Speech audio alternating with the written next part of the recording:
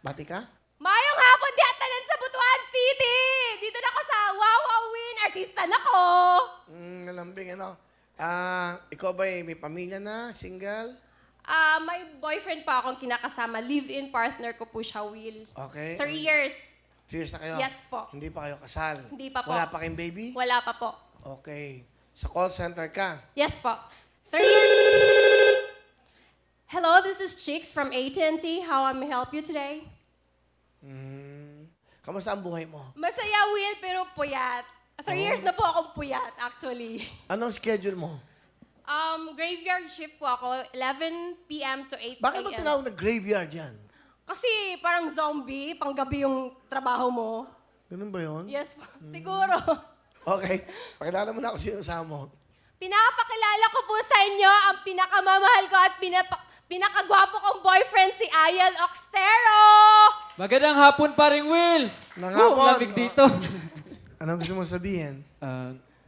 Mahal. And pangarap niya kasi matapos yung pag-aaral niya, Will eh.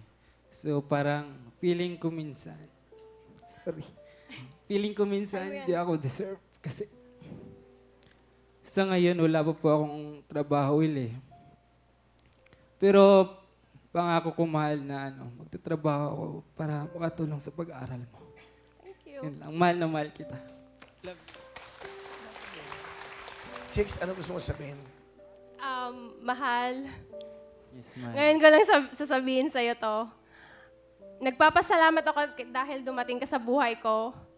Inaalagaan mo ako, minahal mo ako, pinagluluto mo ako, pinaglalabo mo ako, inaalagaan mo ako.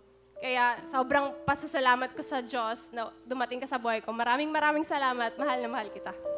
Mahal na mahal din kita, mahal. Uy, mabait tong boyfriend mo, ha? Di ba? Parang sobrang mahal ka niya. Saka honest siya sa'yo. Yes po. Parang nahirapan siya kasi hindi siya makatulong. Wala pa natin ang pag-ibig ni Ayel at ni Chicks.